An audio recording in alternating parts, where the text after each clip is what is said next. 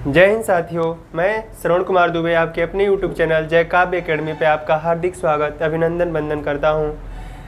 जैसा कि साथियों मैंने वर्णमाला से संबंधित आपको अभी तक मेरे 6 वीडियो अपलोड है जय काव्य एकेडमी चैनल पे, तो आप शुरू से पढ़ने के लिए उस पर सब्सक्राइब करेंगे और हमारे हर एक चीज़ को वर्णमाला से संबंधित एकदम बारीक चीज़ों को मैंने आपको दिखाया है सर जी, बतलाया है, समझाया भी है। और आज मैं मेरे वर्णमाला का आज अंतिम वीडियो आपके YouTube पे आपको दिखेगा। तो कुछ चीज़ें जो वर्णमाला से संबंधित बच गई हैं वो चीज़ें मैं आपको आज बता रहा हूँ। जैसे में आइए, मैंने आपको वर्ग बताया, उच्चारण स्थान बताया, फिर वर्ण कितने होते हैं ये बताए, और महाप्राण, सघोष व्यंजन, अल्पप्राण, अघोष सघोष, अल्पप्राण, महाप्राण, ये सब चीज़ें मैंने आपको बताई। आइए आज की वीडियो में मैं आपको ऊष्म और संघर्षी का परिचय कराता हूँ। तो ऊष्म और संघर्षी में सर जी 300 आते हैं जो आपको ऐसे उच्चारण में लगेंगे कि तीनों एक ही हैं, लेकिन तीनों का अलग अलग उच्चारण स्थान है। तीनों को बोलने पर अलग अलग वर्ण सामने आते हैं, या अक्षर या शब्द कोई बोलेंगे तो उसका हर एक का अलग पहचान होता है। तो आइए मैं आपको आज की वीडियो में अपने स का परिचय कराता हूँ। तो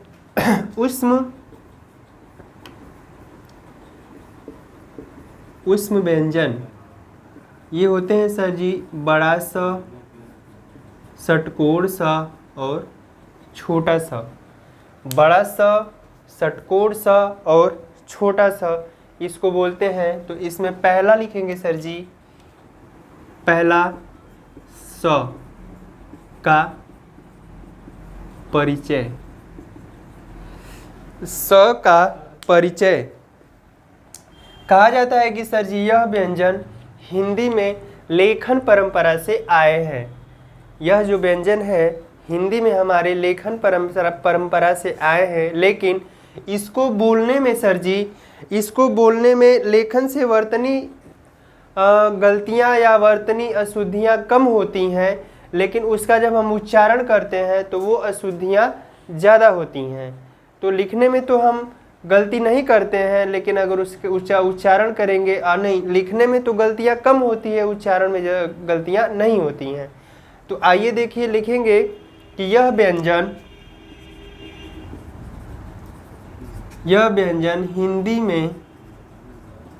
हिंदी में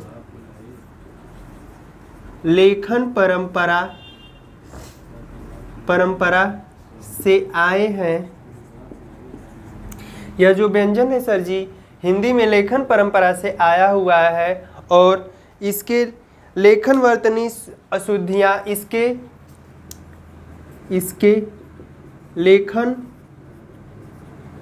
वर्तनी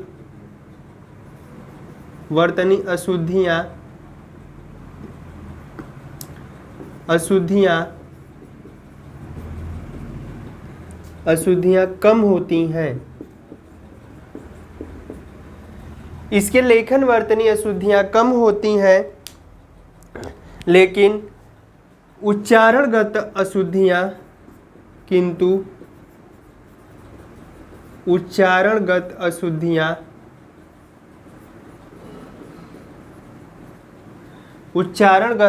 अशुद्धियां व्यापक रूप से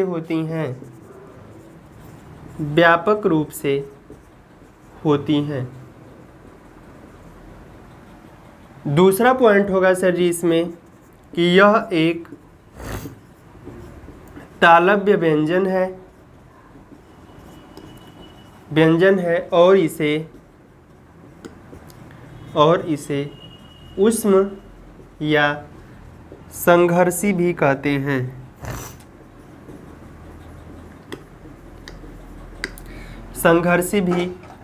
हैं। इसे हम तालव्य व्यंजन और ऊष्म या संघर्षी व्यंजन भी सर जी कहते हैं। इसके आगे इसका उच्चारण स्थान क्या होता है? तो उच्चारण स्थान होता है सर जी कि जीभ के नोक से थोड़ा सा ऊपर मध्य की ओर भाग का जीभ उच्चारण स्थान लिख लीजिए सर जी। इसका जीभ की नोक, जीभ की नोक से थोड़ा ऊपर, मध्य भाग वर्त से आगे लघु को स्पर्श करता है। जीभ की नोक से थोड़ा ऊपर, मध्य भाग यानी जीभ का जो मध्य भाग है, जीभ की जो नोक उसका जो मध्य भाग होता है सर जी, उसके आगे मध्य भाग वर्त का मतलब हम आपको बताए थे मसूढ़ा से आगे लघु को स्पर्श करता है। दांत जो है सर जी वो हमारा वर्त से जकड़ा हुआ है और उसके ऊपर का जो भाग होता है तालु और वर्ष के बीच में, उसको लघु बोलते हैं। तो लघु को वो चीज स्पर्श करता है तो इसका उच्चारण होता है, यानी बड़े स का उच्चारण होता है। दूसरा नंबर सर जी आप इसका स्क्रीनशॉट ले सकते हैं। इसके आगे हम आपका षटकोण स के बारे में बताते हैं। दूसरा नंबर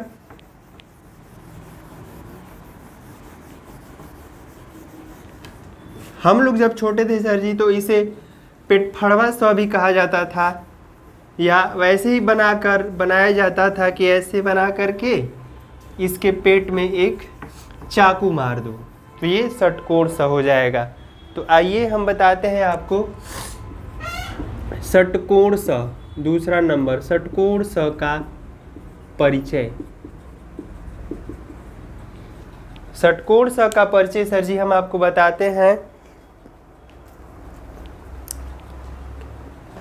कि यह एक मूर्धन्य व्यंजन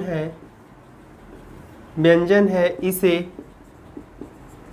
इसे ऊष्म या संघर्षी व्यंजन भी कहते हैं।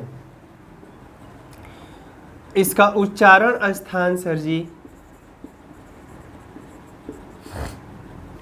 यह एक मूर्धन्य का मतलब होता है सर जी तालु का मतलब होता है हमारी जीभ के ऊपर जो तालु ये ऊपर होता है, छत का भाग जो होता है वहाँ से इसका उच्चारण माना जाता है मूर्धन्य, यानी तालु से ऊपर।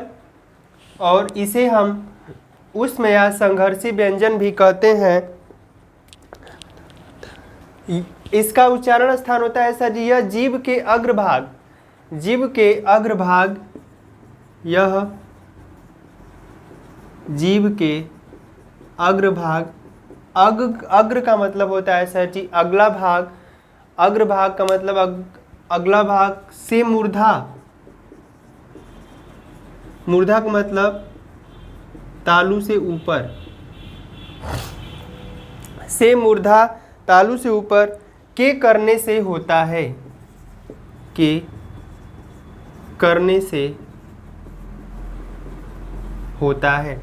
यह जीभ के अग्रभाग से मूर्धा तालु से ऊपर के करने से होता है, यानी हमारी जीभ जो है सर जी तालु के ऊपर वाले भाग को स्पर्श करती है, तब जाके हमारे षटकोण स का उच्चारण होता है।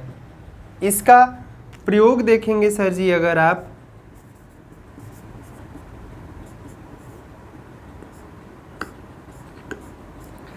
तो षटकोण स का प्रयोग संस्कृत के केवल तत्सम शब्दों में होता है। तत्सम शब्दों में होता है। जैसे में देख लेंगे, जैसे मैंने लिखा ईर्ष्या, ये आपका अशुद्ध है और इसका शुद्ध वर्तनी होगा सर जी ईर्ष्या। ईर्ष्या के बीच में षटकोण स लगता है सर जी। फिर अगर हम लिखेंगे विष्णु, तो ये विष्णु हमारा अशुद्ध है। विष्णु लिखते हैं सर जी तो उसमें षटकोण स का प्रयोग होता है। इसके आगे हम चलते हैं छोटा स बचा है तीसरा नंबर। छोटा स का परिचय कराते हैं आपको। वर्णमाला का ये एकदम अंतिम बिंदु चल रहा है सर जी। इसके आगे के जो भी है वर्णमाला से संबंधित आपको हमारे जय काव्य एकेडमी चैनल पे सब चीज़ें मिल जाएंगी। तो आज वर्णमाला का लास्ट क्लास है, तो छोटे स का परिचय तीसरा नंबर है सर जी। छोटे स का परिचय हिंदी में प्रायः लोग जो है इस स का प्रयोग बहुत ज़्यादा करते हैं। छोटे स का प्रयोग ज़्यादा से ज़्यादा लोग इसको करते हैं। बड़े स का और षटकोण स का प्रयोग तो बहुत उतना नहीं होता है, लेकिन ज़्यादातर लोग इस स का प्रयोग बहुत ज़्यादा करते हैं, छोटे स का प्रयोग, क्योंकि यह ध्वनि हिंदी के सभी बोलियों में समाहित है। इसका प्रयोग हिंदी में ज़्यादा से ज़्यादा होता है, क्योंकि यह हिंदी की सभी बोलियों में समाहित है। यह स सर जी हिंदी की सभी बोलियों में समाहित है, यानी सभी बोलियों में इसका प्रयोग किया जाता है। और यह एक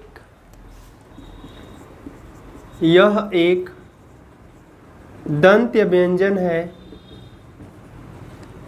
व्यंजन है और इसे उष्म या संघर्षी व्यंजन भी कहते हैं। इसे उष्म या संघर्षी व्यंजन भी कहते हैं। इसका उच्चारण स्थान स का, छोटा स इसको कहा जाता है। छोटा स का उच्चारण स्थान क्या होता है? तो यह ऊपर के दांतों वाले वर्त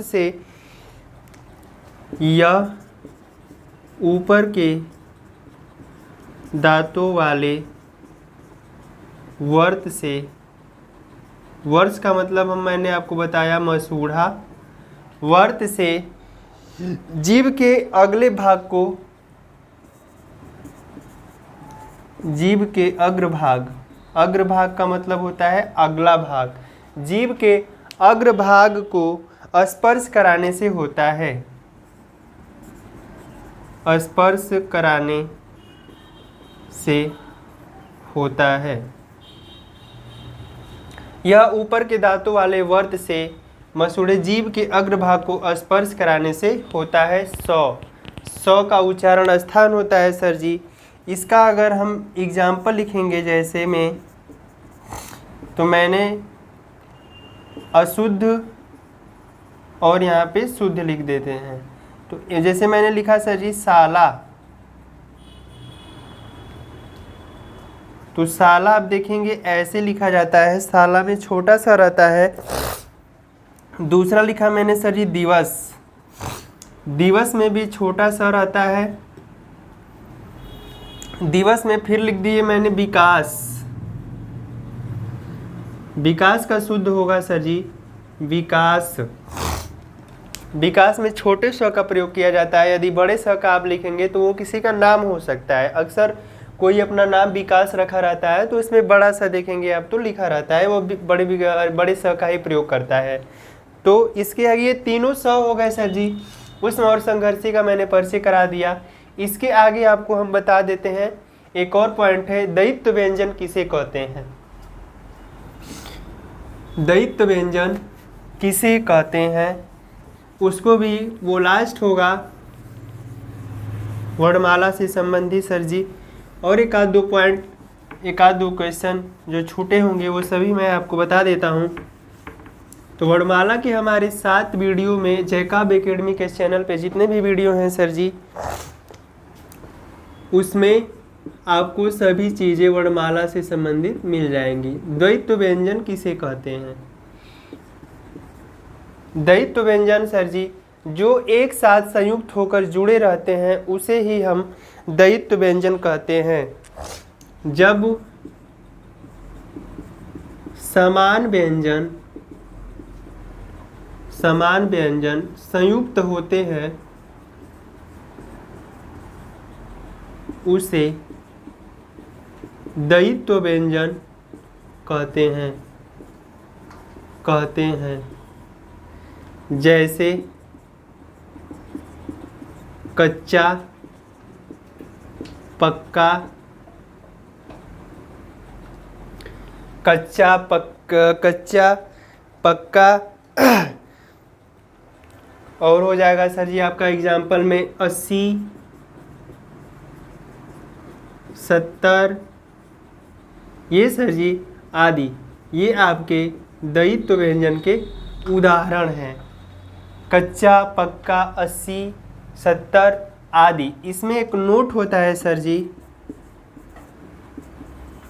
कि कभी भी दो महाप्राण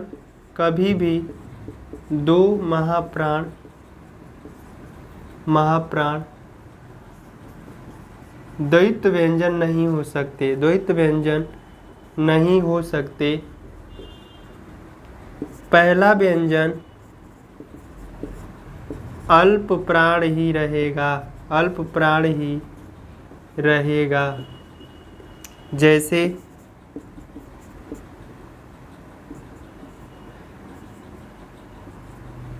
मट्ठा। दूसरा हो जाएगा सर जी बुद्धू मत लिखिए, पत्थर लिख लीजिए, पत्थर आदि। कह रहा है सर जी कि कभी भी दो महाप्राण द्वैत व्यंजन नहीं हो सकते, पहला व्यंजन अल्प प्राण ही रहेगा, जिसका एग्जाम्पल है सर जी मट्ठा, पत्थर आदि। और सर जी हमारा लास्ट क्वेश्चन है बहुत ही मोस्ट इम्पोर्टेंट कि भाषा की सबसे छोटी इकाई क्या होती है? भाषा की सबसे छोटी इकाई को क्या कहते हैं? ये क्वेश्चन ऐसा है सर जी कि आज तक लगता है कि जितने भी कॉम्पिटिटिव एग्जाम है या ऑल वनडे एग्जाम है उसमें ये क्वेश्चन जरूर पूछा है 1 नंबर से संबंधित कि भाषा की सबसे छोटी इकाई को क्या कहते हैं, तो उसको सर जी कहते हैं वर्ण। बहुत ही मोस्ट इम्पॉर्टेंट क्वेश्चन है। तो इसी के साथ मैं आज वर्णमाला को ख़त्म किया और यहीं पे विराम लेता हूँ। आगे आने वाले वीडियो में सर जी आपको दूसरा चैप्टर में पढ़ाऊँगा। उससे संबंधित जानकारी के लिए हमारे YouTube चैनल जय काव्य एकेडमी से आप जुड़े रहें। ज़्यादा से ज़्यादा सब्सक्राइब करें, शेयर करें, लाइक करें। तो इसी के साथ सर जी हम आपको उज्जवल भविष्य की कामना करते हुए हार्दिक वंदन, अभिनंदन करते हैं। जय हिंद साथियों।